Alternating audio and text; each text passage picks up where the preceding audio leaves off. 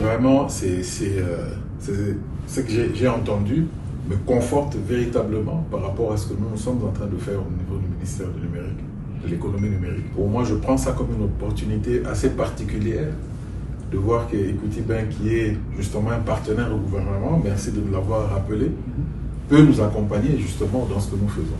Nous savons que le Kenya est un cas d'école. On sait qu'ils ont vraiment bien fait cette transition, et pour nous, c'est bon de savoir que Equity n'était pas loin, donc peut aussi nous accompagner efficacement. Je peux vraiment vous assurer que certes, le gouvernement veut qu'on puisse avoir la connectivité, mais de l'autre côté, il faut que cette connectivité soit utilisée. Donc ça m'amène à revenir aux terminaux mobiles, donc les téléphones, qui posent énormément un problème du fait du coût modique, on va dire, de pouvoir d'achat de la population. Surtout que nous étions déjà en train de discuter avec le GCMA pour voir quelle est la solution globale qu'on peut trouver pour réduire les coûts de téléphone. Et donc pour nous, ça serait très intéressant de voir comment mon cabinet peut justement s'approcher de vous pour essayer de voir vraiment de manière pratique cette question-là. Et je n'ai pas de doute que ça peut aller très vite, surtout que je connais particulièrement le DG et le DGA, et qui font du très bon travail. Et je reviens maintenant au Fonds de développement de services universels.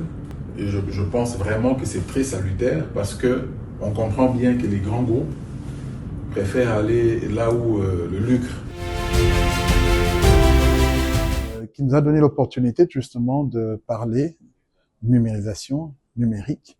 Comment est-ce que la banque Equity, qui est reconnue à travers la RDC comme la banque la plus innovative et la banque dans laquelle l'État congolais est actionnaire, comment est-ce que Equity peut jouer le rôle de catalyseur, de support, pas simplement en termes de financement dans les différents projets, mais nous voyons aussi comment nous pouvons, au niveau de la technologie, avec notre groupe technologie, venir et mettre des jalons, mettre un pont entre les ambitions de digitaliser les services en RDC, de donner aux Congolais accès aux services digital à bas prix, en utilisant justement la symbiose entre la licence en termes de technologie, mais aussi avec des équipements qui peuvent être financés. Imaginez, peuple congolais, imaginez avoir accès à des portables qui sont bien financiers à coût bas,